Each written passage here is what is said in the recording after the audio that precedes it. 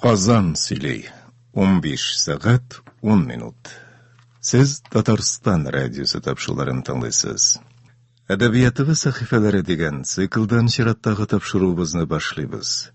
Бүген без сезнең игътибарга язучы Айдар Халимнең «Җырлар вакыт» дигән әсәре буенча эшләнгән радиокомпозиция тәкъдим итәбез. Татарстанның халык артисты Ирек Бахман укуында яңгыраган бу әсәр бөек җырчыбыз Илһам Шакировка багышлана.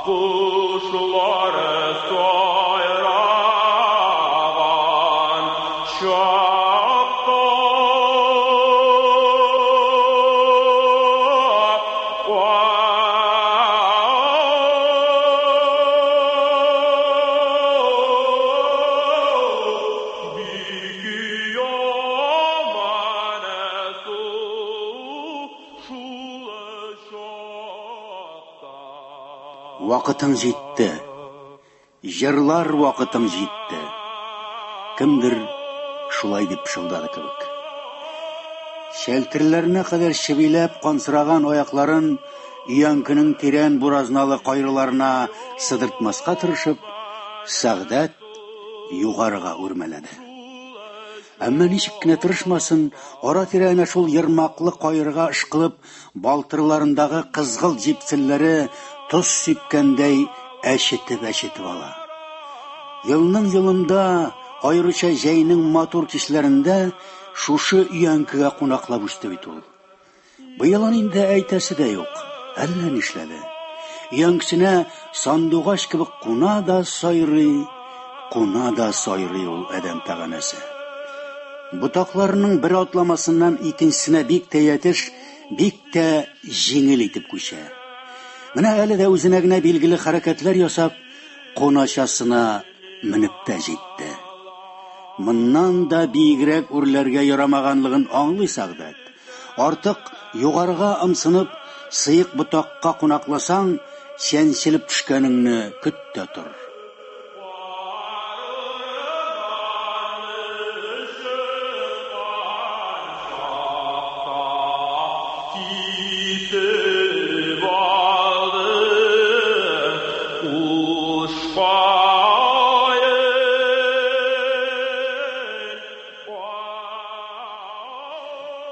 Сәгъдәтнең авылы көмеш янкеләр, бөдрә таллыклар төбәге. Аларның үз ихаталарында гына да 3 карт өян күсә.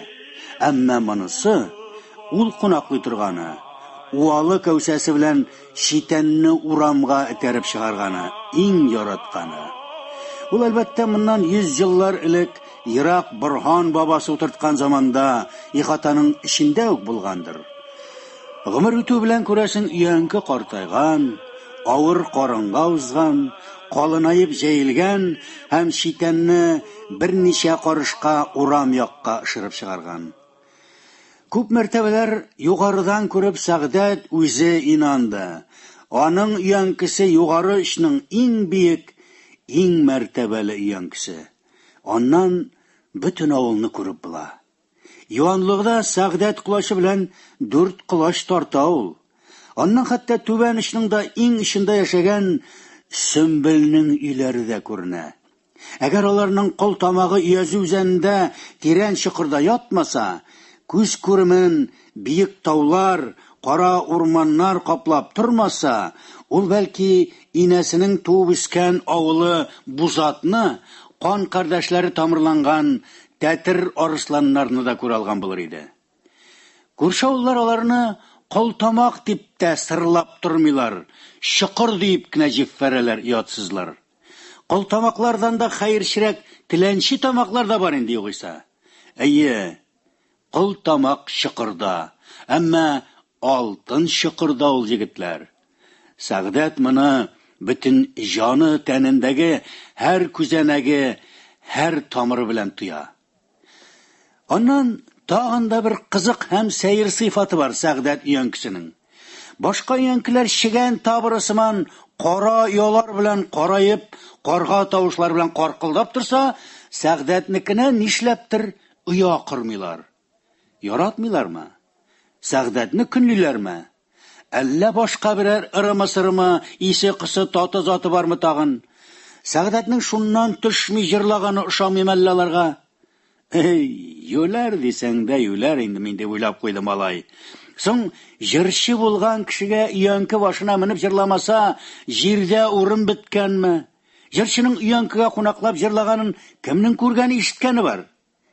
Нишләсен соң ул шулай биеккә менеп, офыкларга текәлеп җырларга яраткач? Сәгате дә суга, җырлар вакыты да җитә. Ул тәүлекләр буе ач, сусыз утырала, ә менә вакыты җиткәч, җырламыйча һич кенәләр дә түзә алмый. Уңайлы булсын, бер урында озак утырудан тәне уеп җырларга комачауламасын дип, ул ботак атламасына тактадан кунаша сыман нәмәстәкәйдә әтмәлләп куйды. Тормышта аңлашылмаган нәрсәләр күп иде Сәгъдәткә. Малайның аеруча үзәген көйдергәне аларга тагылган кушаматлар иде. Аны Бур Юныс малае диләр. Яшьтәшләре белән шәкәләш килеп чыкса, күзне дә ачырмый үртиләр. Урамнан тузан куптарып әрпләп чабалар. Бур, бур, бур. Әйе, дус малайлары да аңламый аны. Шуңа күрә дә инде өянкегә менеп җырлый ул. Югыйса, нәрсәләрен урлаган инде ул аларның. Әтисе Юныс нәрсәләрен урлаган? Урларлык нәрсәләре бар? Сәгъдәт әтисен хәтерләми дә. Сугышта һәлак булган ул. Нигә аны карак дип атаганнар? Әтисенең узак еллар колхозга керми җафаланганын белә, ә менә ни өчен бур кушаматын алганын белми. Әнисеннән дә катка сорашып карады. Ул да серне шишмәде. Кайчандыр бик ерак, моннан күренми торган заманнарда әтисе әле өйләнмәгән җегет Ырымбур байларының атларын урлауда катнаштыргалаган һәм хөкемгә дә тарттырылып азапланган имеш. Шулай булса ни була ди? Ат урлау белән кыз урлау җегетлек кенә түгелмени? Әгәр урларлык атлары калса, Сәгъдәт үзе дә Ырымбур түгел, Әчтәрхан чабар иде. Дөрес, ат урларга да, кыз урларга да иртәрәк аңа. Шулай да тәкъдир кушса һәм урланыр аты, кызы булса, мондый борлыкка ул абзыйларның күзласында булса да барыр иде. Исеме, горурлыгын итра. Урларга аты калмады бит аның. Аптырагач, дөмеккере колхоз әниләреннән сыерларын җиктерде. Әнә, үзләренең зойкаларының да мискенкәйнең сабанда көч килеп, ике күзе җәүһәр сыман буразнага кыйлып төшмәдеме? Һәм шунда ук җан бирмәдеме? Суярга да өлгермәделәр. Сыерга һаман да тиенгәннәре юк. Тоталар да бур, тоталар да карак. Нәрсәләре барсың атаклы бурларның? Иш-пиштек кенә тәрәзәле, салам түбәле, алгы ягы өрәңге кайыртма белән генә кайрылган алачыклары, дөрес ичендә тездән тирес, баткакта йөзгән таш абзарларында 5 йолкыш тавыклары, 2 яшел күзле кәҗәләре бар. Әтиләре бур булгач, аларның бит урланган малда ду китереп яшәргә тиеш иде. Әнә буйга җитеп барган Фәния апасының кичке уенга чыгарга күлмәге дә юк. Тәмам алҗыта, Саруын кайнатайды малайга, бур Юныс малай диюләре. Кеше нигә юнлысын күрми, юнсызын күрә, булмаса эзләп таба икән. Нахакны башкаларга хак итеп сөйләп, ләззәт ала.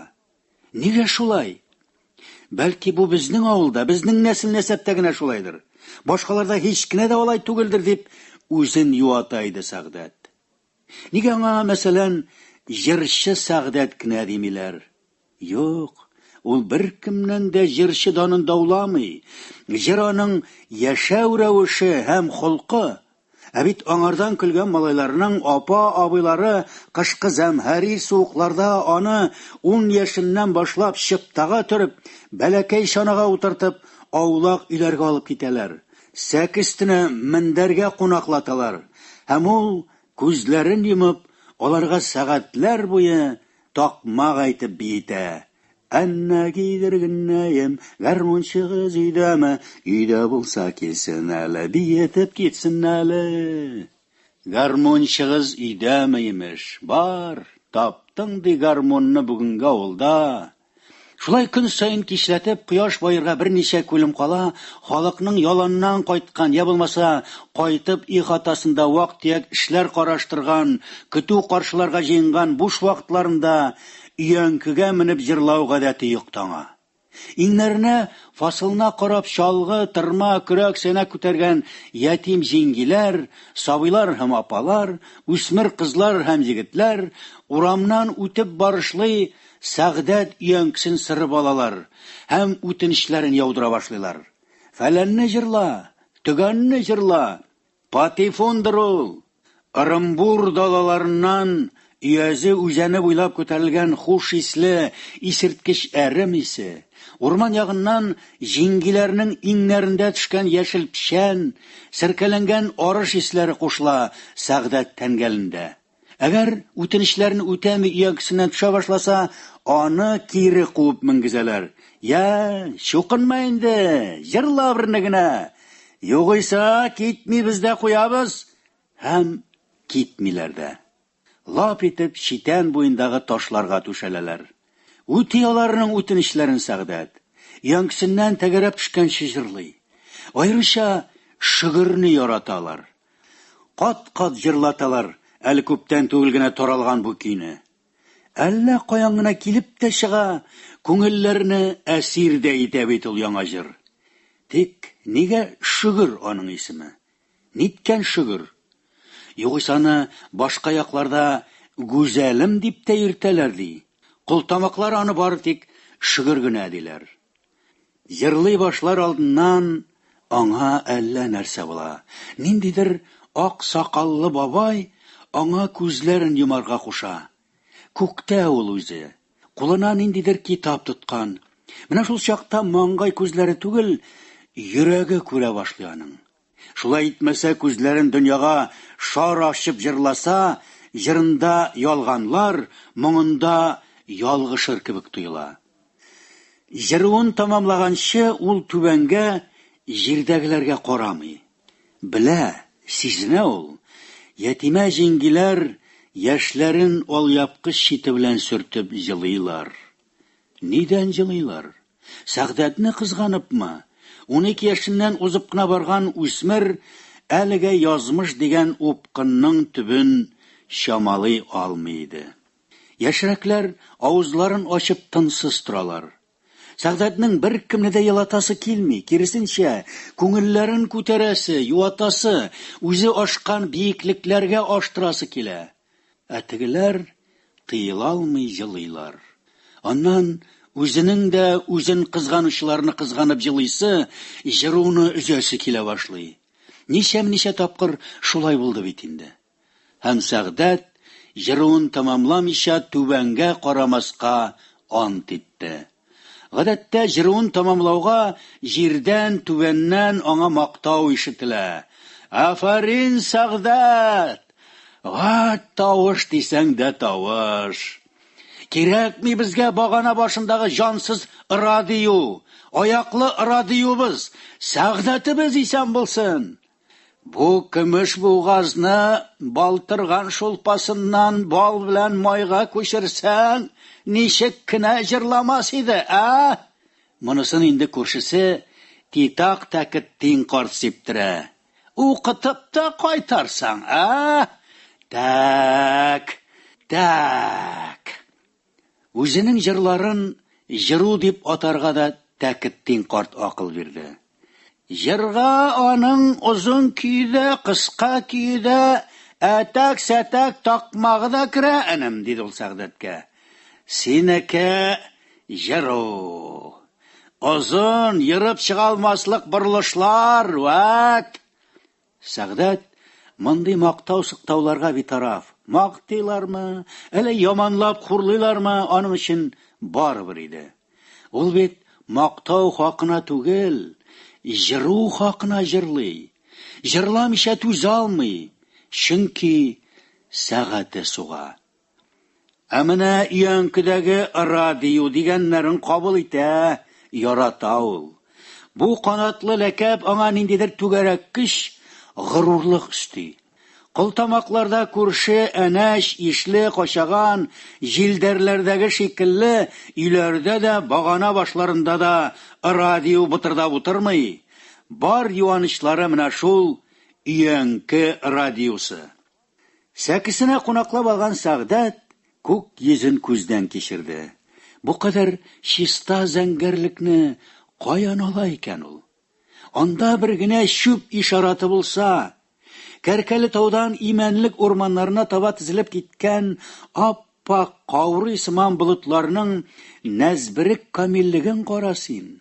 Гүя кояш алсулыгына манчылып, алар яңа җыру яза. Бәрәңгеләр савантуйга чыккан кызлар кебек аллы-гөлле киенеп, шау чәчкәдә йыган. Бу сәхрә гыш килеп тора.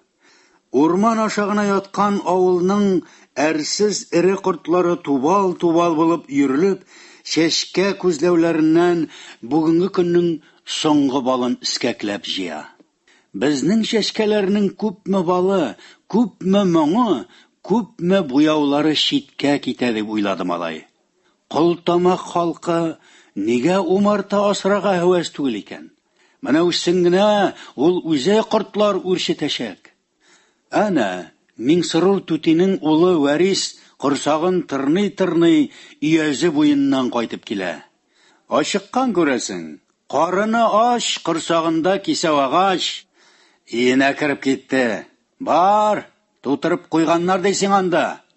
Әнә уң яктагы күршләре Хуәдәр низамының берсеннән берсе кеше Хәдәния, Хәмдия, Сәрия, Рәмзия, Хәнияләре бәпкә үләненә түгәрәкләнеп утырганнар да 5 ташлы уйныйлар.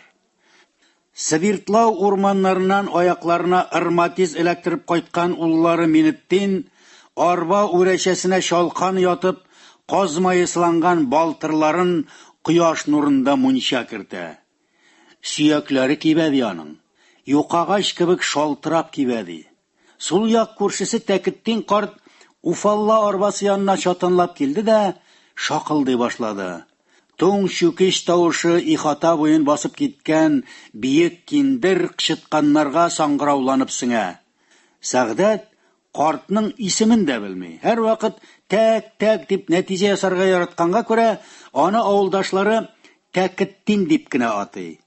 Урам аша яткан күршесе Лотфулланың мөрҗасыннан, җитмәсә мунчасыннан да кара аркан булып ишелеп төтен чыга. Мунчада ягып җибәргән әйгенәм. Әлеге сәгатьтә югары очта чыккан бердән-бер тере төтен. Күршесенең гадәтләрен яхшы белгән Сәгъдәт берәр әкәмәт хәл була икән бүген дип уйлап алды.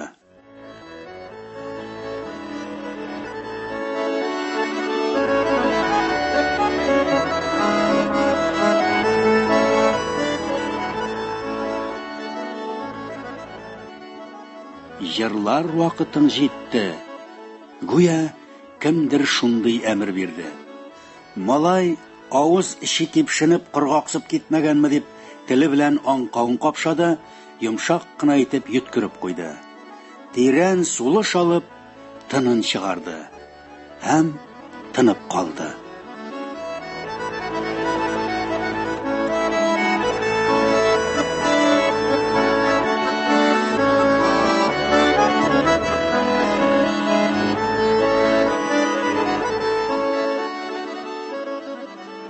Йөрәге тыныч алкымда тибәйде. Ниһаять авылның иң бик өянкесенә кунаклаган 12 яшьлек ятим күзләрен йомды да җырлап җибәрде. Сарманы буйкайлары тугай тугай.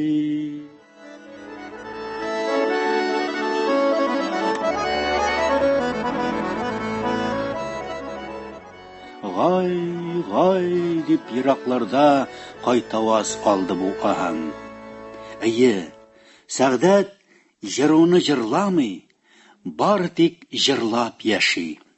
Ул сабый күңеле белән аңлый, җырлыйм дип җырлау үзүк ясалмалык түгелме? Сабый сизенә. Ул җырлаганда кояш кына яктыртудан туктамый, бар тереклек, үләннәр, агачлар үсүләреннән челтер чишмәләр иртәгә тагын да ныграк челтерә багар өчен агуларыннан туктап тора кебек.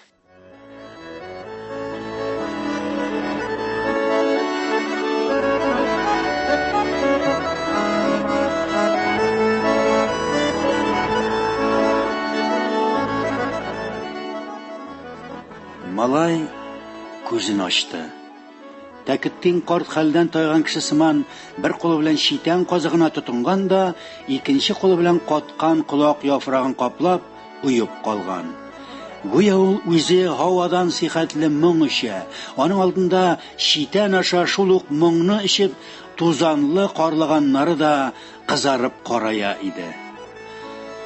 Җырның соңгы авазлары күк гүмбәзеннән йөкле улаулар кебек шаңгырдап төшкән мәлдә генә абзары эченнән ярым шәрә 4 малае буҗрасында чигән кебек кара тавыкларын пырхылдатып, кулына әле генә чалынган, әмма җаны чыгып бетмәгән ара-тирә селкенгәләп куйган шундый кара тавык тотып, Лотфулла абзый килеп чыкты һәм моң ташкыннан туктап калды. Кичке кояшның кайнар селтисендә күзләре киселеп камашты күрәсең, ул икенче кул ясуын күзләре өстенә күйдерүк итеп куйды һәм өянкедәге карачкага кычкырды. Җырла, брат, җырла! Булдырына күтәрелешле кулын булгады. Урна шашарга керсең! Кулындагы тавыгы соңгы мәртәбә тартышты да сүнде. Лотфулла өенә кирип китте. Чынлап та бер хәл була икән бүген дип уйлады малай кабаттан. Тавык суеп урнаш пешерсә, булмый кала диме? Лотфулла шактый кызмача, безнең як тел белән әйткәндә, тәшрифун иде. Әкәмәтнең дә әкәмәте ул, Лотфулла абзыкай. 30-нчы еллар азагында каядыр Таҗикстан якларына чыгып китеп, ниндидер кырын эш өчен Калимада утырып талган, анда алтын кымы юып маташкан имеш. Иләгенә әллә алтын кыйлмаган, әллә туган ягын сагынган. Ул авылына кайткан да җәмәгатьле булган. Колхозга кермичә дөнья көтә ул. Ә менә хатыны колхозда. Шуңа күрә мыек астыннан гына елмаеп, ударница Миңниса дип атый ул аны. Басмада очрашкан ике кирегә беткән кәҗә тәкәсе кебек яшиләр алы колхоз белән. Мөгезгә мөгез. Нә күмәк кыш Лотфулланы, нә Лотфулла күмәк кышны шәнчелдер алмый. Әмма күмәк кышка якты йөз күрсәтми инде Лотфулла. Монсы рас. Җәй дип тормый, кыш дип тормый, кайдыр райпром төзелешләренә, Стәрлебаш якларына чыгып китеп, айлар буе урман кисә, бурасын бурый, кирпичен суга да, авылына кайтып 10-15 көн буе үкертеп ишә. Аннан тагын чыгып улага. Авылда аңардан башка эчкән кеше юк.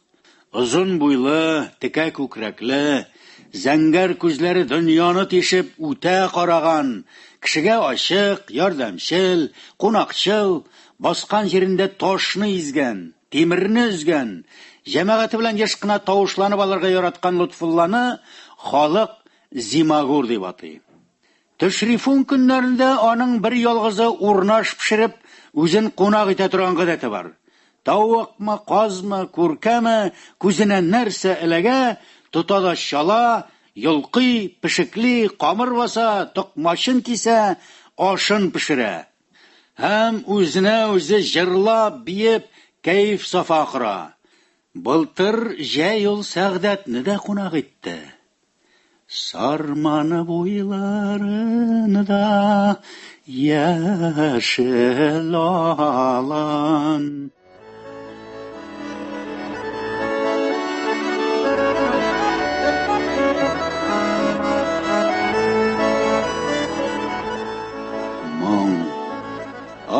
Халык моңы бар микән дөньяда синнән дә серлерәк һәм ләззәтлерәк нәрсә.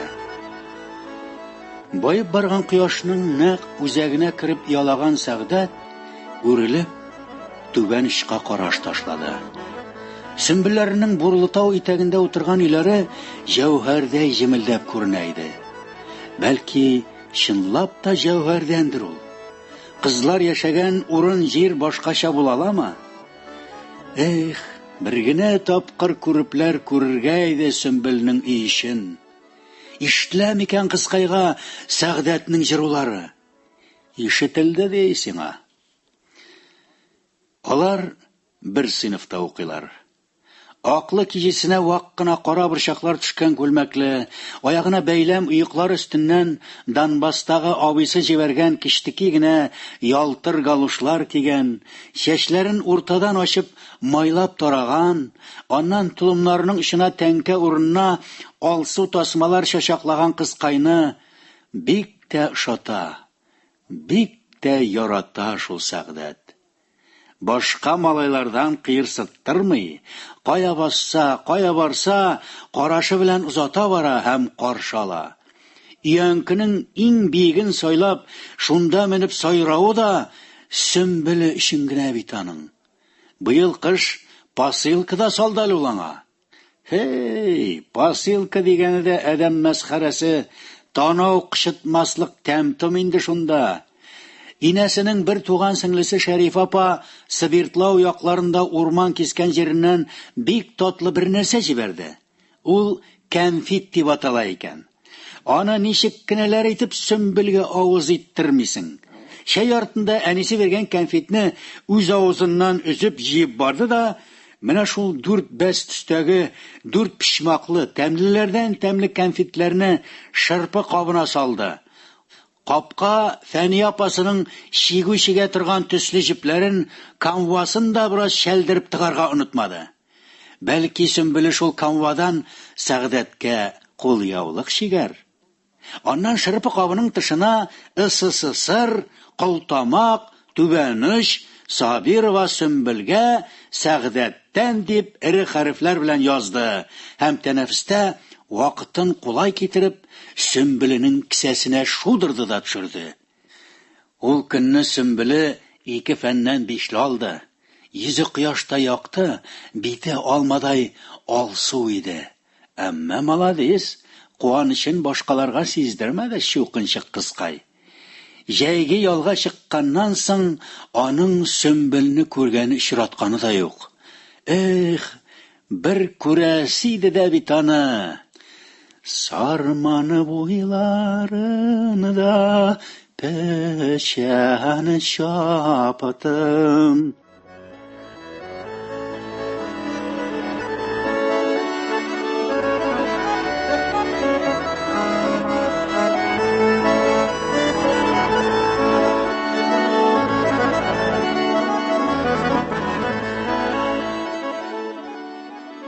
Нинди матур Сәгъдәтнең туган авылы. Ул бер кайчан да моннан китмәячәк. Ул хәтта абзарындагы тезгә җиткән тиресен дә чит илгә алмаштырмаячак. Әле бу ел җәй башында гына Уфага китеп бармавына куанып бит алмый. Яшь җырчыларны эзләп килгәннәр имеш. Ниндидер профессорларга тыңлаттылар.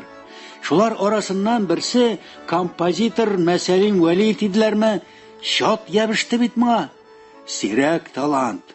Алып китәбез, бөтен дөнья таң калачак ди бу. Башта Уфада, аннан Мәскәүдә укытачакбыз. Сәгъдәтнең урыны опера сахнасында. Алып китми торалы абзакай гынам. Бу мәсьәләне монда икенче профессорлар, әнисе һәм апасы хәл итә. Һәм дә Сөмбел. Апасы дөрес әйтә. Җырчы булырга теләсәң, укымыйчы да булып була. Укытып җырчыларны бозалар гына. Сарманы буйкайлары тугай, тугайыны да сайрый, бәре тургай шул. Тугайыны да сайрый, бәре тургай. Менә кадәр матурлыкны ничек ташлап китмәк кирәк? Менә өянкене кемдә бар мондый биек сәхнә, бу кадәр тамашачылар? Сәгъдәт башын артка чөйде. Кемнәр, нинди кешеләр иҗат итә икән мондый гүзәл сурәтләрне? Иртәсене дә сайрый, кичене дә сайрый. Кинәт ул кәркәле күпер төбендәге биек өянкегә кунаклаган кара өтерне абайлады. Әйе, ул өтер Якуб иде биллаһи. Кладаушик Ярулла малае кара Якуб иде. Саргайыплы. Сәгъдәтнең тавышысында йотылды, гүя кемдер җыр тукымасын үткен пичак белән урталай телде. Саргайыплы үлесен дибугай. Һәм ул дибугай дигән соңгы сүзендәге соңгы инҗесен кыйып өлгермичә туктап калды, üzülде. Көн кызуында эши башлап тәненә балаеннары калкып чыккан, калтыранган Сәгъдәт үзен тиз кулга алды һәм колакларын шымрайтты. Күпер төбендәге өянкедән кешәнеп җырлаган җыр яңгырады. Фирдәүскәй кара күзекәй, ай нуры бар йөзеңдәй. Кара Якуб Сәгъдәтнең сыйныфташы. Белми, аңламый малай. Нинди сәбәпләр, нинди мәнфәгатьләр белән каныкты ул Сәгъдәткә быел яшелгә аяк баскач та. Буйсанга түгел, туп кебек түгәрәк, тыгыз тәнле, кара кучкыл йөзле, кара күзләре карашыннан тирә-якка кара кырымнар кыйлып торган Якуб түбән ишнең җырчысы. 2 яшькә өлкәнрәк, күпләрдән кечерәк, куәтлерәк тә. Тәнәфестә малайларны бер өемгә өйдә ташлый ул. Икенчедә 2, өченчедә 2 ел утырып, быел 4-дән дә күчми калды. Тавышы Сәгъдәтнеке кебек көчле бәрхет тавыш түгелен, әмма үзенә хас моңы заты бар. Ничектер карлыккан, суынып чыккан аһаңда Фирдәүскәй кебек кыска тынлы җырларны кыйып кына куя ул. Җырчы кешегә мәйдан тар түгел дә бит, әмма бәләгә шунда урын җитми күрәсең. Монда Сәгъдәт аңламаган, ул һаманда нигә шулай икән дигән сорау куя торган әтнәкеләр бар күрәсең. Бер сыйныфта уксалар да, аның Якуб белән телгә килгәне шәкеләшкәне юк. Мәктәп концертларында бергә җырлыйлар югыйса. Мәгәр шунсы хак. Түбән җырчысы, җитмәсә шуңа өстәп, Сөмбелнең ут күршесе дә булган Якуб, менә 2 ай чамасы инде кич җиттен исә үзенең ышын ташлап югарышка күченә. Кәркәле инеше буендагы өянкесенә атланып ала да, нәкъ Сәгъдәт җырлаган сәгатьләрдә ярыш ачып җибәрә. Сәгъдәт моңа игътибар да итми, ә менә Якуб игътибар итә. Эштән кайтучы авылдашлар Сәгъдәт өянкесен уратып алалар да, туктаусыз кул чабалар. Якуб өянкесе каршына алар я бөтенләй туктап тормый, я ай, бу да җырлап азаплана икән дигәндәй, адымнарын сүлпәнәйтеп, кулларын тирбәтеп кенә үтеп китәләр. Күп тә үтми, ул Сәгъдәт өянкесенең төбен үк басып ала башлады. Килә дә урында тыпырдарга, кычкырынырга, җикеренергә тотына. Җырлама! Җырлама дим! Җырлама! Мондый кыланышның һичбер сәбәбен аңламаган Сәгъдәт башлаган җыруын тамамламыйча туктамый әлбәттә. Бу исә Якубны тагын да үсендерә, тагын да ярсыта. Ул ятып йодрыклары белән җирне төя башлый. Җырлама, бур! Әтигә әйтәм, җырлама, хәерче! 15 көн чамасы элек Хафизалам иркәнгә тотынып кына торганда, Сәгъдәт чигәсендәге авыртудан шак кына кычкырып җибәрмәде. Караса, әнекәй генәм, Якуб тагын килгән, астан таш ыргыта. Төш, ди ул ажгырынып. Төш дим, бур Юныс малае, бур Юныс малае. Биектәге Сәгъдәткә түбәндәге хәлләр бик мәзәк тоелды. Нәрсә тели бу Якуб? Аны берәрсе котыртам әллә? Хафизалам иркәмне Акбур тауларыннан тагын бер кат уратуы да булды. Якуб бумасы тоткандай җиргә гөрсөлдәде. Тырнаклары белән җирне тырнап, йодрыклары белән төеп, шушы төш, шушы өянке төбенә тамырланырга теләгәндәй, һәм тамырлана алмауына гәрләнепме, шунда ауный, тәгәри, ниндидер аңлашылмаган ымлыклар, ахылдаулар хасил итеп, башы белән җирне ыра башлады. Әллә чынлап та бумасы тотты микән? Шымга төшеп агарынган Сәгъдәт башлаган җыруын ярты юлда тамамлап, аны-моны уйламыйча өяңкесеннән аска таба шуышты. Һәм ниһаять сикереп төшеп өенә керде дә, аннан авызы ашалып беткән шуен чүмештә салкын су алып чыкты. Якуб һаман җирдә бәргәләнә иде. Тор, Якуб. Мә, эш, тынычлан. Бүген җырламам. Үсмер бер ни булмагандай урыннан сикереп тә торды, һәм Сәгъдәтнең шүмешен бәреп тә очырды. Мин синнән матуррак җырлыйм, диде ул телен күрсәтеп. Мин барыбер синнән матуррак җырлыйм. Бу сүзләрдән Сәгъдәтнең зиһене яктырып китте. Әйе, син миннән матуррак җырлыйсың. Малай беренче тапкыр Якубның кара көнчелек белән ширләгәнен аңлады. Теләсәң, хәзер җырла. Мин тыңлармын. Әле син миннән көләсеңме, миштән? Якуб аның тирәсендә тилгән кебек канатларын җәеп әйләнә башлады. Әйдә көрәшәбез. Кем кемне җиңә, шул иң яхшы җырчы була. Сәгъдәтне шундук бетереп алып, ташлы җиргә дә дәң китте. Бер вакытка күз аллары караңгыланып киткән малай бу хәлдән гәрләнеп, ыңгыраша урыннан күтәрелде һәм җан ачуы белән Якубка ташланды. Тыныч кояш нурында уеп калган авылда ике малай ир куәсе сугыша иде. Көчләр тигез түгел иде шул. Буйга кара Якубтан калышмаса да, әйткәнебезчә яшь ягыннан бәләкәйрәк, көч-куәт ягыннан кайтышрак иде шул Сәгъдәт. Аннан ул мондый кансыз алышка җаны тәне белән әзер дә түгел иде.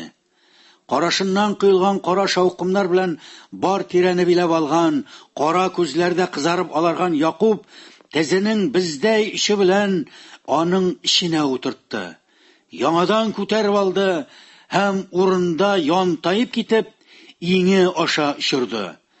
Башы белән буразна катысына барып төшкән корбанын шундук котырган эт кебек талый, тапты, изә башлады. Менә сиңа, безнең авылда бүтән җырламассың, Сөмбелгә бүтән посылка салмассың, Уфа профессорларына йөрмәссең. Калганы төштә кебек кенә. Ярый әле Тәкеттин бабай күреп калган. Нәрсә белән тамамланган булыр иде бу вахши бәйге? Тур урманнарыннан үткәндә арба тәгәрмәченең дөбердәвеннән аңына килде ул. Янында әнисе дә утыра икән. Райүзәккә больниска алып баралар икән аны. 15 көнләп ятты аппак бүлмәдә. Баш мие селкенгән, умыртка сөяге янчелгән диделәр. Рәхмәт инде дәвалаучы апаларга, аякка бастырдылар тәки. Авылга кайткач, әнисе аны нинди генә имтым белән имләмәде дә, нинди генә төнәтмәләрдә утыртмады. Әлегә шөкер, зарары сизелми. Алдагысын Алла белә дигәндәй, больниста ятканда да, култамакка кайткач та аны һаман да шул сораулар борчыды.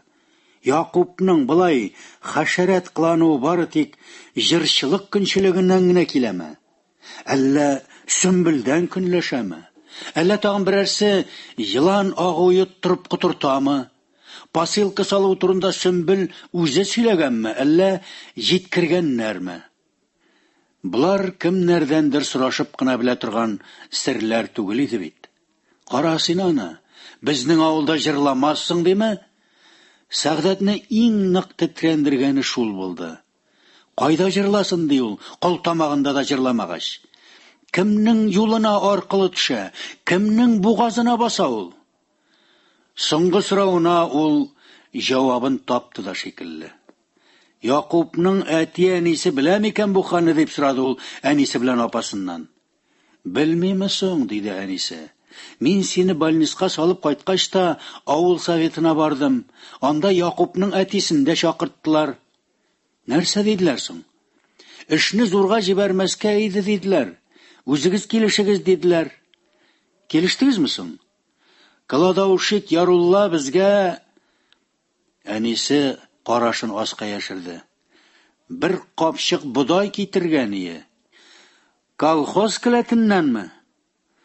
Ансы безгә караңгы инде. Караңгы? Аның каравы миңа бик тә якты. Алгансыз димәк. Димәк сез мине бер капчык чүпле будайга саттыгыз.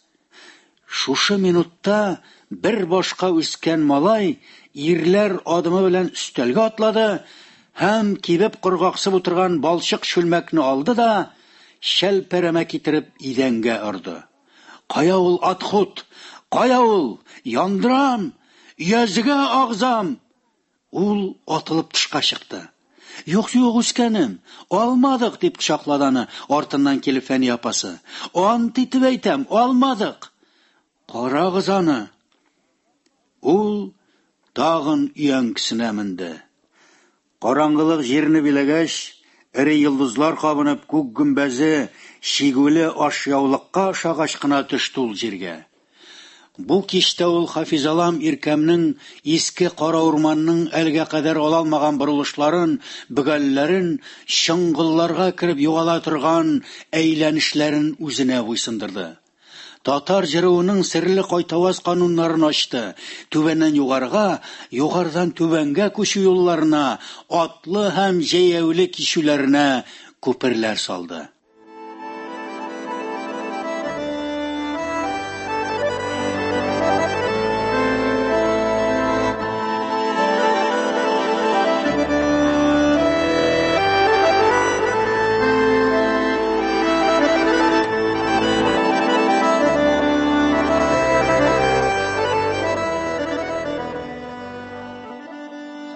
Кара Якуб Фирдәүскәйдән Зимагурларга күчеп, инде ансын да икенче кат урырга тотынды. Димәк, Кара Якуб Сәгъдәт больнистан чыкканнан соң да ярышырга килгән. Малайның бу чакыруны кабул итми хәле юк иде. Аның баягы сарманы саргайыпла дигән тәгъбирдән соң үләм ди бугай дигән тәгъбирне җырлап өлгермичә üzülгән иде. Ул яңадан сарманны башларга уйлаган иде, ләкин уеннан кире кайтты. Бер җырдан гына түгел, ул үз-үзеннән дә туя, күрәсе килми. Ул тирән итеп тын алды. Үпкәләрен алдында яткан озын, газаплы юлны бер генә түгел, 2 тапкыр үтәргә җитәрлек итеп һава белән тутырды. Карыны ач малай шул рәвешле моңын саф һава белән туендырды. Карадагын алай урман, караңгы төн, яхшы атылар кирәк үтәргә.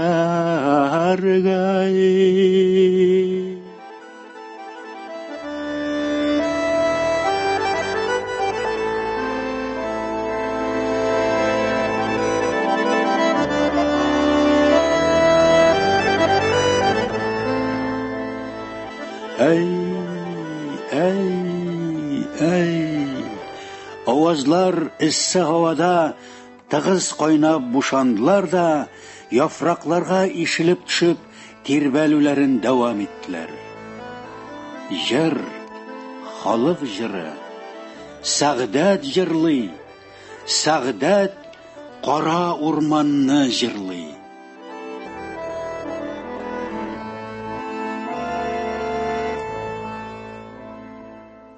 Үзенең бөтен кайгысын, ахзарын ул баскынчысына каршы көрәшкә түгел, кара җанны һәм тәнне изә торган кара хезмәткә һәм бөек юатучысы булган моңга юнәлткән.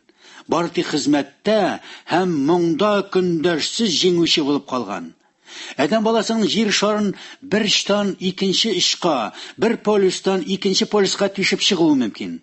Әмма татар моңының тирәнлекләренә төшеп җитүе мөмкин түгел. Чөнки ул шиксез кыйралганнар, тигезсез яуда җиңелеп, хезмәттә һәм моңда бер кайчанда җиңелмәгәннәр моңы. Менә ни өчен аның карадагыналай урманы Уфага барып юлыкканчы, караңгы төне инде Казанга барып ирешкән була. Кар урманына чыкканы чакта, кисеп алдым куш кайын.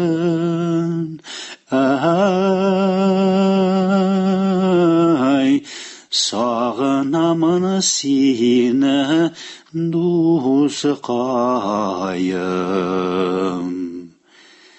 Җыру белән тәмам әсәрләнгән Сәгъдәт ниндидер шапылдау тавышларыннан уянып киткәндәй күзен ачты.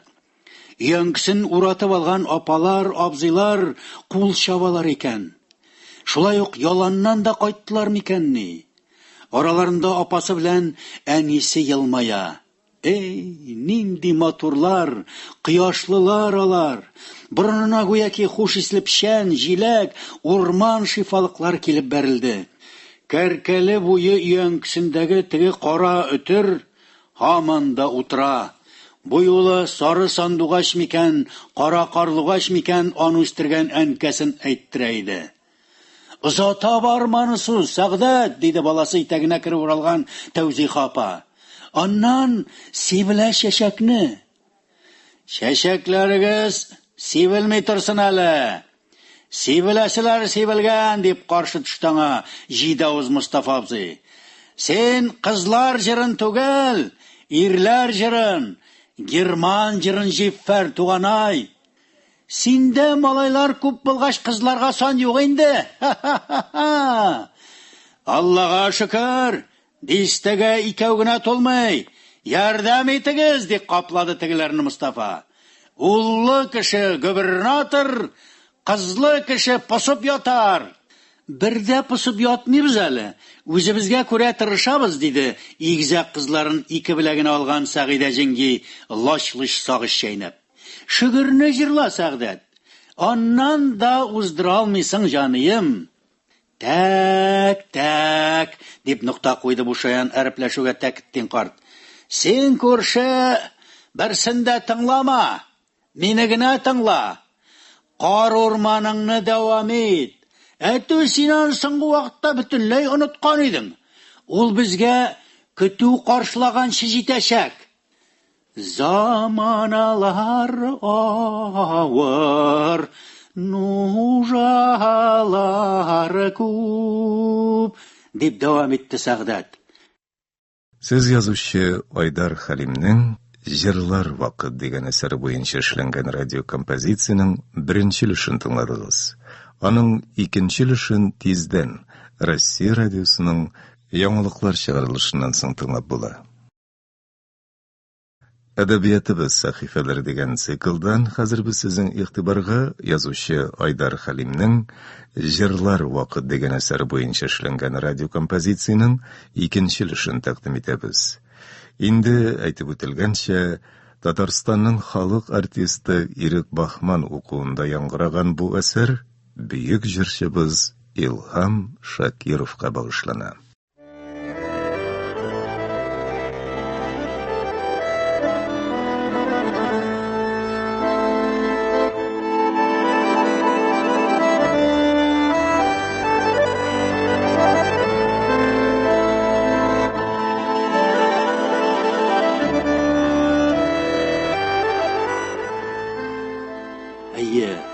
Ул аны соңгы тапкыр 9 май җиңү көнендә җырлаган иде. Бер кайчанда онытмас. Ул сәгатьтә куеп кояшлы яңгыр яуды. Безнең якларда аны сукыр тавык дип атыйлар. Өянкенең калын 550 тирәнлегендәге кайрысының тирән буразналары буйлап гөбертәп җылы яңгыр суага. Ә менә энәсеннән җибенә кадәр чыланган Сәгъдәт җырлый. Әйтерсең, карт өянке җылый. Кичәгенә кан кыйгыч сугыштан исән чыгып та, гомере буе гасырлар буе изелгән, үзләрен эзәрлекләгән рухи һәм матди камалыштан, куллыктан, басынкы фәкыйрьлектән чыга алмаган, бүген исә аннан чыгу чараларын эзләү бурычыннан тәмам ваз кичкән, алданган, үзе яуланып алынган, шуңа күрә яулап алынган азатлыкның нинди азатлык, кем өчен азатлык булуында тиешенчә аңлый, бәяли алмаган, әмма шул азатлык хакына кичәгенә ирләрен, туганнарын корбан чалдырган, гамәлдә бүген дә чалдыра килгән җиңгиләр һәм әбиләр, сеңелләр һәм апалар күлмәк җиңнәре, алъяпкыч итәкләр белән яшьләрен сөртә. Ә ир-ат бер ноктага күзләрен төбәп катып калган, һәм бу гомуми күмәк сынны көтү кайту гына түгел, тфу-тфу, яңа сугыш чыгу хәбәре белән дә урыннан кузгатып, өстерәп тә алып китеп булмас иде кебек.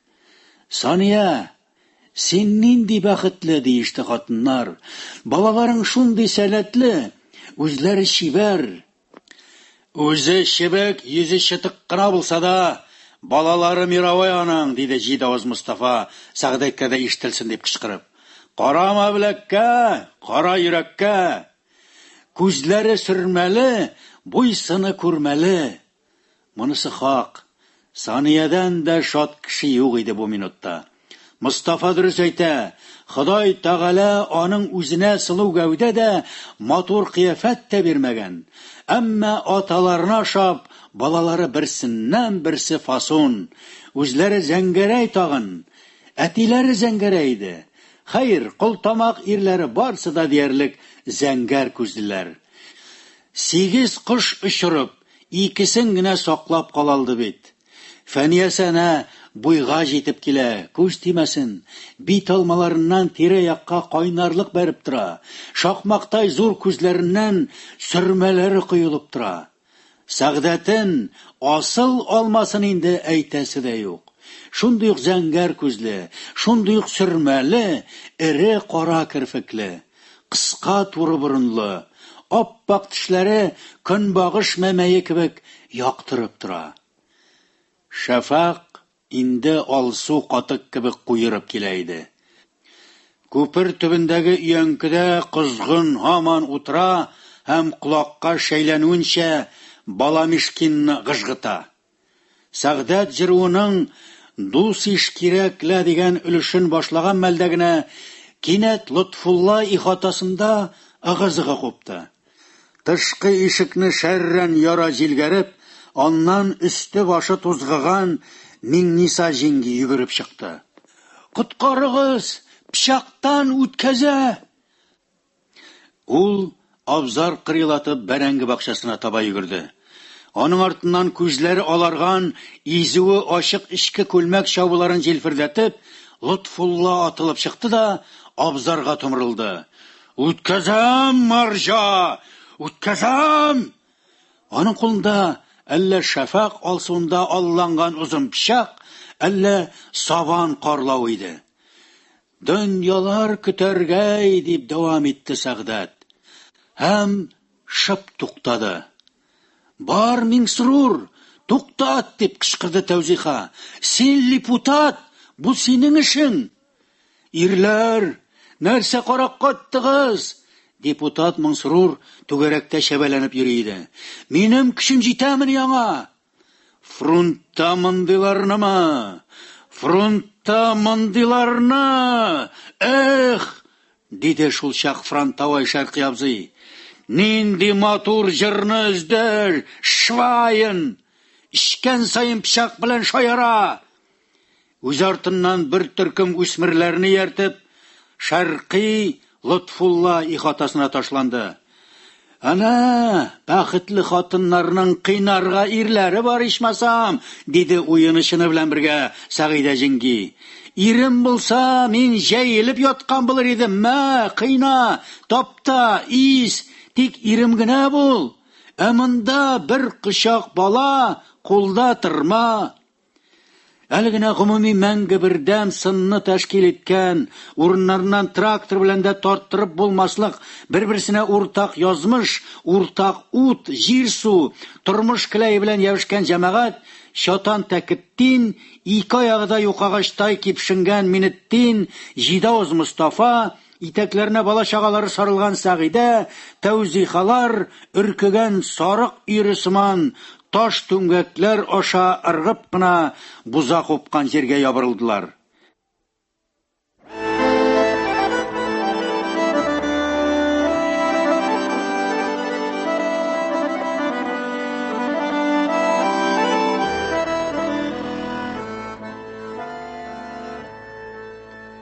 Янк астында аны-моны айышмаган, танау ашларын сөртергә яннарында әниләре дә булмаган 5-6 сабый гына торып калды.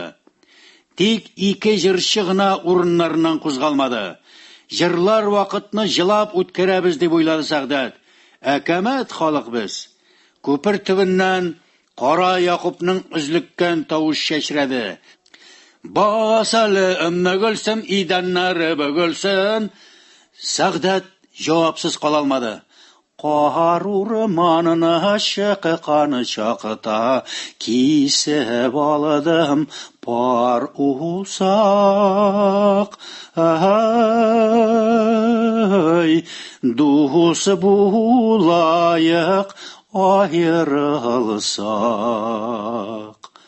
Авазлар тугайларга барып адашып кире кайтты, әмма ихатада гауга туктамады. Ике тарафтан агылган 2000 Лутфулланың ишек алдында кавышып, шәлпәрәмә килде. Куе баганасыдай озын Лутфулла хатынын тапмый абзардан йөгереп чыкты. Аннан бакчага кайырды. Заннар арасына бәрәңге чәчкәсе кебек сеңешкән Миңнисаны анда да очратмыйча, кире ихатага дулап килеп кергәндә, аяк астына эләккән балаларының берсен, әле өче дә тулып җитмәгән, кечкенә кулына үзеннән дә олы тавык боты күтәргән Сәхабетдинне ботыннан тотты да, әле һаман төтенләп утырган мунча түбәсенә ыргытты. Үршетте миңа бер листә, дөмеккерләре! Халык ах итте. Лутфулла яңадан абзар караңгылыгына чумды. Энекәшләрен кызганган балалар авызларын һавага элеп улый башладылар. Нәрсә карап торабыз, җәмәгать, дип кычкырды Тәкеттин карт. Күрә торып бала үтертәбезме? Фронтовой Шәрқи, Җидавыз Мустафа, Ырматиз Минеттин, депутат Миңсрур күчтән аерылып чыгып, дүртесе дүрт яктан мунча башына үрмәләде. Мизгел үттеме юкмы, Ырматиз Минеттин төтен иченнән баланы сузды. Алыгыз! Аны кай арада мунча башыннан сикереп өлгергән депутат Миңсрур кабул итте. Тынычлан, улым, тынычлан, дип юатты ул сабыйны. Кара син аны, сөрен эчендә дә тавык боты кимереп яткан. Сәхабетдин бер ни булмагандай калҗа кимерүен дәвам итә иде. Халык шаркылдап көлеп җибәрде. Уларда җанвар кебек ажгырынган Лутфулла тагын да абзардан килеп чыкты. Юлына тап булган Ырматиз Минеттинне селтәп төшерде. Тотып бәйлик үзен, аркан китерегез. Шәрқи Лутфуллага каршы ташланды. Шатан Тәкеттин титаклый өенә таба йөгерде. Җыр ике яктан да туктаган иде. Җырчылар өянкеләре түбәсеннән Лутфулла күрсәткән кинаны онтылып карый иде. Лутфулла гәүдәсе ягыннан үзеннән калышмаган, сугышларда утны суны кичкән Шәрқидан шүрләгәндәй янга янтайды, һәм аның канат астыннан диярлек сүзелеп чыгып, тупсасына сикрәм дигәндә Мустафага тап булып, аны да шаңнап ишырды. Әмма Мустафа аның аягыннан эләктереп алды. Тегесе абынды һәм өстенә берничә ир менеп атланды. Мана, Аркан, Тәкетдиннең йөгереп хәле беткән иде. Атны да аударырлык. Шәрқи Лотфулланың кул беләзеген кләшчәдәй кысты, пичак хәлсез коштай җиргә егылып төште. Куллары артка кайрылган Лотфулланы абзар катындагы ат бәйли торган баганага таба үстерәделәр. Авылда күрелмәгән хәл, менәгәеш. Тәкетдин үзенә урын таба алмый йөренде. Эх, яшь чагым булса, Лотфулла күрше, ишәсең икән, буеңа сеңдер син аны. Былай итеп аны урыс та эчми. Лотфулла 7 катлы итеп сүгенде. Ишек алды аю биткәндәй халык белән тулган иде. Кеше түгелсен, дуңгыз син, диде Шәрқи Лотфулланы баганага шакарып бәйләп. Швайн! Так. Ана шулай. Тәкетдин карт бәйләүчеләргә куат биреп туктаусыз тәкилдәде. Ну, Лотфулла инекәш, тәүфик дигән нәрсә юк инде синдә, а? Сезнең кебек булмаган тәүфикны күбәйт алмыйм дип төкеркләрен чәчте ул. Булганы үземнеке шатан тары. Үземнеке түгел, үзебезнеке. Без колхозда изелгәндә син эшләмичә дә колхоз малын ашап ятасың. Колхоз малын ашап азапланмыйм. Ишәм шатан тары. Ишеттеңме? Мен сезнең ише Трудтинсез Нуретдин түгел. Булдыралсаң син дә аша, син дә урлаш. Лотфулла инекәш, аны урлашырга дигәндә мин дә булдырам. Тәкетдин аны тирәләп титаклыйды. Тик күрәсең, урлаганымны күтәрергә генә хәлемнән килми. Халык тагын көлешеп алды. Күпер төбендәге өянкедән җиз иләкләрдә иләнгән авазлар сыгылды.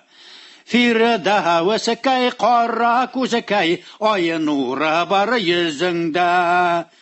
Сәгадәт җырлый, диде кемдер. Ахмак син!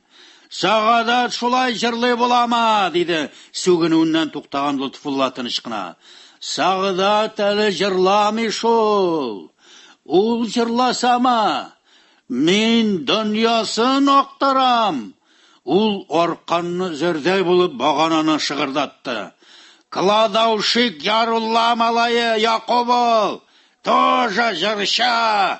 Конечно, әмма кая ди ул минем күршемә җитәргә. Сәгадәтебезне дә шул имгәтте бит инде. Күземә генә күрсен, башын үзәм мин аның. Исерек Лотфулланың айнык сүзләре бу вакыйгадан исергән гавамны айнытып җибәргәндәй булды. Син җыр аңлыйсың. Шәрқи аңа күзгә күз, маңгайга маңгай килеп текәлде. Пишра авыздан матур сөз. Минме җыр аңламыйм? Әгәр сез аны мин аңлаган кадәр аңласагыз, бүгенге хәлдә дә булмас идегез. Ват, диде баганасын тагын ду китереп Лотфулла. Калыма өйрәтте мине җырның асылын аңларга. Сүгенә, кыйнала өйрәндем мин аны аңларга, җәмәгать. Амына авыз турында син Шәрқи абзый, дөрес сөйлисең. Кешенең иң пычрак җире бит ул. Секунд сайын юна, шайкана, бизәнә, төзәнә, ашый, ишә, җырлый, пычрата, алдый, талый, төкерә, сүгенә, акыра, бакыра, какыра, төрмәгә утырта, үтерә, сыбалата. Шишиг инде, диде пышылдап кына Ырмат Изминетдин күршесен кызганга кыягәттә. Айныды шикелле бит. Айнырмын мин сиңа. Мине тиз генә айнатырмын дидеңме? Лотфулла ире тешләрен ыржайтты. Бар, юкага чаяк, өстәлдәге аракымны алып чык. Үзеңә дә салырмын. Халык җанланып куйды. Күршесенең һаман да тынычлана алмавына борчылган, бер караганда ямсыз тиргәшкән, икенче караганда тиле кебек көлешкән, шаулашкан гавамны ничек кенә булса да уңай якка үзгәртергә хыялланган, үзенең көчсезлегеннән үзе гаҗиз булып нишләргә дә белми, өянкесендә бәргәләнгән Сәгъдәт бер кулы белән Лотфулланың җил капкасына тотынып, икенче кулын иңендәге тырмасына салган һәм аңа ниндидер бер битараф рәвеш белән арты белән баскан Сөмбелен күреп алды. Бар тараф буталды. Колаклар җил тавышын ишетердәй булып ачылды. Дөнья ят авазлардан арынды һәм ул үзенең җырлап җибәргәнен сизми дә калды. Ey güzelim kamajlı kul, şul bit bizning suyulla. Qara qoshim sanduğaşım, bik sağanadım bu yolla. Шүгір, шүгір деп үзгәләнде Лотфулла. Гүя ул аңгыраша иде. Җырла, брат! Барча халык Лотфулланы онытып, Сәгъдәткә таба борылды. Әйтерсең ул карга боткасыннан соң кыргаксып яргаланган җир белән бергә зарыгып яңгыр көтә иде. Үзәкләремне өзә шушы җыр. Сәгыйдә җиңги читәнгә сыгылып төште. Сугышның азагында гына, җиңү борынлаганда гына ятимә калдым бит. Үзебезнең Сәгъдәт бит ул. Төшеп җырла, Сәгъдәт. Сыздыра тек сыздыра.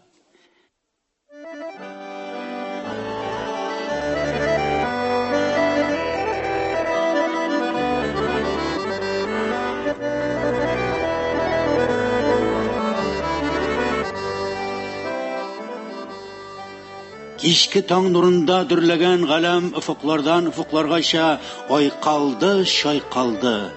Юк, кешеләр, адәм балалары бу бөек мөгъҗиза алдында үзләрен никадәр юк нәрсә, вак, кешелексез мәшәкатьләр, очсыз мәшгулият белән шөгыльләнергә мәҗбүр булулар өчен үкенмәде дә, уялмады да. Тормыш үз буразнасында дәвам итә иде. Алар әле бу адымга өлгереп җитмәгән, я булмаса өлгереп ары узган һәм бары тик моңнан әсир генә иде. Гомерләре буе камышлы күл буйларыннан узатышсалар да, алар гүя сөю-сөелү мизгелләрен беренче тапкыр инде җыр мөгъҗизасы аша кичерәләр иде. Бу кадәр үзлегү, бу кадәр тирәнлек, бу кадәр нишкә зәвык йөрәкнең, тамакның, күкрәкнең нинди төеннәрендә яралуы мөмкин? Нигә бөек моң иясе Сандугач кешечә сөйләшә, аңлаша белми? Ә менә кеше адәмзат сөйләшә, аңлаша да һәм Сандугачлардан арттырып җырлый, сайрый да белә. Кара кашым Сандугачым дип бит ул, илаһым. Сүзләре генә дә ничек сайрап тора бит. Җимерек кашым дуңгыз күзем дими, Ходай сакласын. Димәк, яшәүнең мәгънәсе ярату. Димәк, кеше үзе яратудан хасил булган илаһи ярату чыганагы.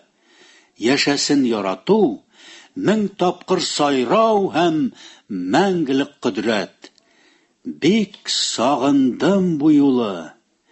Төш, Сәгъдәт, дип кычкырды яшеннән булган Лотфулла. Төш, Сыбулыч, төшеп җырласаң, туктыйм да куям. Хәзер син исерек янына төште ди, түбәнсенде ди. Сәгъдәткә дә түбәнгә төшсә, үзен түбәнсетер кебек күренде. Башкаларны күтәрәм дип түбәнсенергә ярыймы? Бу газаплы икеләнү аны гомере буе җафалар, эзәрлекләр, әмма кискен хәлләрдә гел генә мәхәббәте коткарып калыр. Бу юлы да нәкъ шулай булды. Ак сакаллы бабай аны югарыдан ярлыкап тора иде. Аның Сөмбелен бик тә күрәсе килә иде шул. Әгәр Сөмбел теге вакыйгаларны ишеткән булса, аның хәлен белергә тиеш иде. Тукта, нишләп ул моңа кадәр сәгъдәтләргә издә басмаган кыз бала аларга килергә тиеш? Ялмыйчамы? Кеше фәлән күрүдән дә курыкмыйчамы? Озата барсам кеше күрер, хуш исән бул гүзәлем диелмимени шигырдә? Озата барасы килә лә ул, тик нишләргә? Кеше күрә бит. Әнигә Сәгъдәт үзе бармады Сөмбел янына. Ялуданмы? Тыйнаклыктан гынамы? Ушанлыктан мондый уйның бөтенләй зиһенгә килә алмавыннан түгелме? Шул ялуны, шул тыйнаклыкны бөтен авыл алдында җиңеп, Сөмбеленә күренү, Сөмбеленә ишетелү өчен менмәдемени ул өянке башына? Шул ук тойгы китермәдеме Кара Якубны Кәркәле буендагы өянкегә? Шушы урынсыз уялу, тартыну, тыйнак, тавыш-тынсыз булып кыланудан гына тыя алмыйча азапланалар түгелме Лотфулланы? Бергәләп билен бөктөрсәләр, телен чүксәләр, булай җигәнсезләнер идеме Зимагур? Менә хәзер аны җигәнләү Сәгъдәтнең бер үзе өстенә төшә. Ул төшә дип шаулаштылар ихаташында. Күрәсезме? Төшә. Өстенә изеү ачык киндер күлмәк, тезләрендә 40 кат ямаулы малюскин шалбар ишараты, шевиле аякларына немец балалары аягыннан күчкән иске, табаннары тапталып беткән трофей сандали эләктереп алган Сәгъдәт кичке таңда йөзеп, җай гына урам аша чыкты. Аның җите зәңгәр күзләре зурайганнан зурая, зиһене яктыра, җаны, калбе тагында моңсулана барды. Авылдашларының карашлары кояшны озата барган көнбагыш таҗы кебек аңа таба борыла, гәүдәләре исә үзләре дә сизмичә Сәгъдәт артыннан Лотфуллага таба әйләнә иде. Җил капка каршында аннан да эчкәрәк үтеп туктап калган 60-тагылар кем әйтмешли 6-дагыга юл бирде. Сәгъдәт үтеп барышлый Сөмбел күлмәгенең бер борчагыннан иркә генә итеп шиметеп алды. Балалары чорнап алган әлегенә мунча түбәсеннән төшкән Сәхабетдинне дә шунда кайнашкан Лотфулла кылачларын җәяргә омтылып талпынды. Рәхмәт күрше! Менә син кеше дисәң дә кеше ичмасам. Югыйса монда 100 грамм күтәрерлек тә ахламун юк. Җырла, брат! Җырлыймсың дигәндәй ул Сөмбелгә караш ташлады. Тегесе сиздермичә генә башын какты.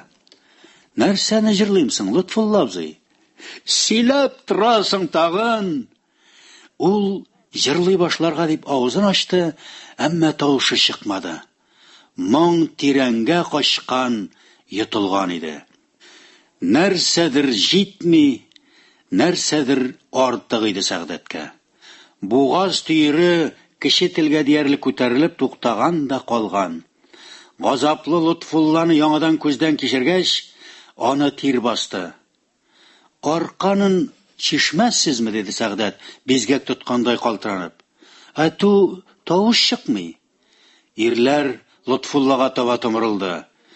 Юк, чишмәгез! Лотфулла баганасында бәргеләнә башлады. Чишмәгез дим! Һәркемнең үз баганасы бар. Бүйеклек һәм хурлык баганасы. Бу минем хурлык баганам, җәмәгать. Утынам, чишмәгез. Чишегез, диде Сәгъдәт пышылдап кына. Мин бәйле кешеләр өчен җырлый алмыйм. Ирләр Лотфуллага якынайды. Не подходи! Зарежу! Лотфулла инде акырайды. Не подходи! Менә чишелгән, әмма сүтелмәгән аркан быҗралары шапылдап җиргә төште. Шулай да Лотфулла аны атлап чыкмады. Кадакка кадакланган пәйгамбәр кебек күзләрен йомып урынында калды. Мин җырчы, тик җырлый гына белмим. Мин шагыйрь, тик язагына алмыйм. Эх! Урлаша беләсең, диде куе баганасына сөялгән Шаркый. Ахмак син, Шаркый абзый, менә нәрсә? Монда сиңа фронт түгел. Без монда ирекле, командовать итмә. Ул лашт итеп читкә төкерде. Сәгъдәт Лотфулла өйнең нигезенә утырды һәм күзләрен йомды. Шул чак көмеш бугаздан киек казлар кәрваны очып чыкты. Эй гүзәлем, кара кашым, сайраган сандугачым.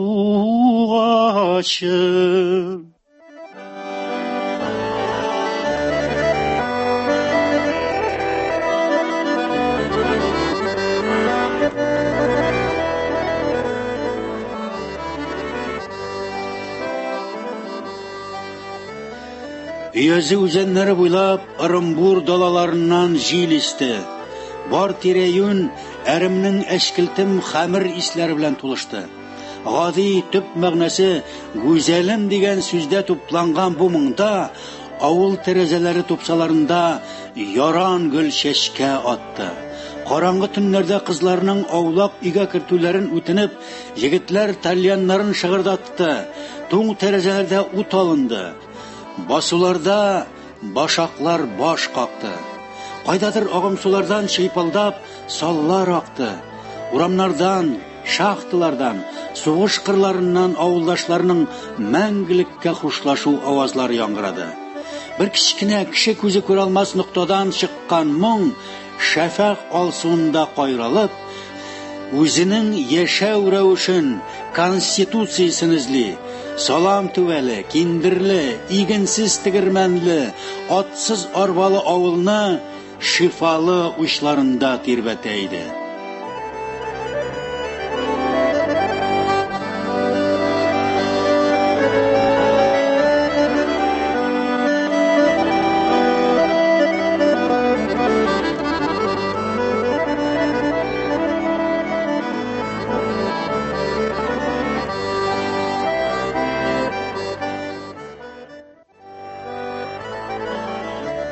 Татар моңы. Җир йөзендә булмаган басым, булмаган мирас. Кадерсез моң. Авыл сүзсез генә үкси иде. Узата барсам, кешеләр күрер. Хуш, исән бул җанашым. Сәгъдәт шул авылның мәңгелек сагастында җырлый иде.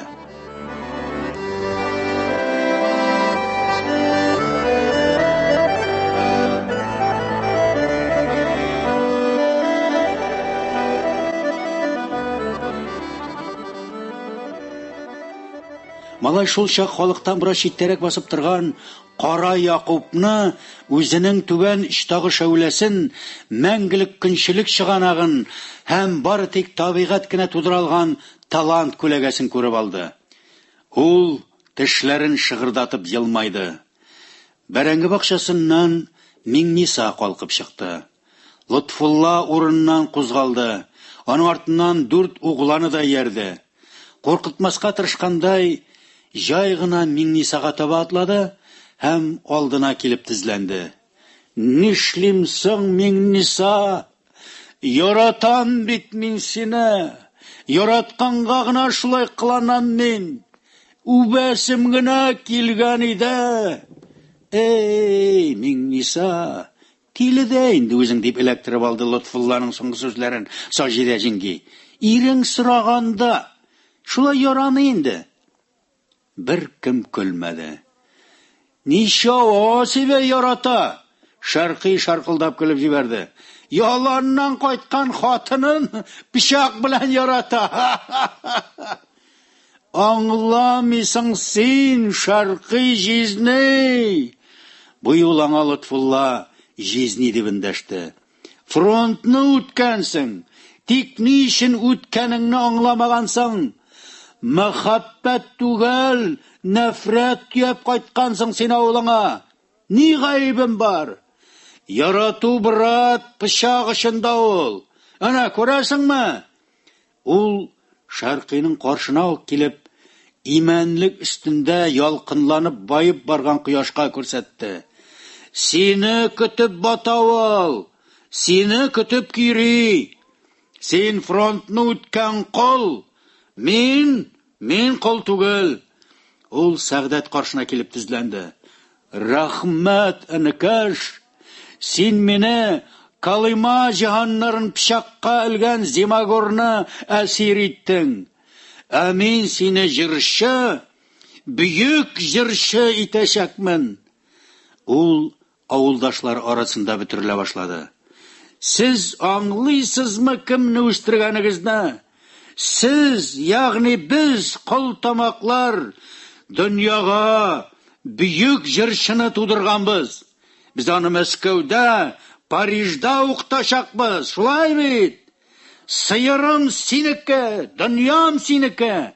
Я сиңа бирәм, я яндырам, биллаһи. Авылдашлары аңа ничек дип тә җавап кайтармадылар. Гарлыгыгыз, ихтияр көчегез юк сезнең. Яшасын тирис, яшасын кара тирис ичендәге көрән корт. Сезнең өчен гарләнеп алам бит мин кулыма ул пычакны. Ә шулай да мин сездән күпкә бәхетлерәк. Минем бисем килә.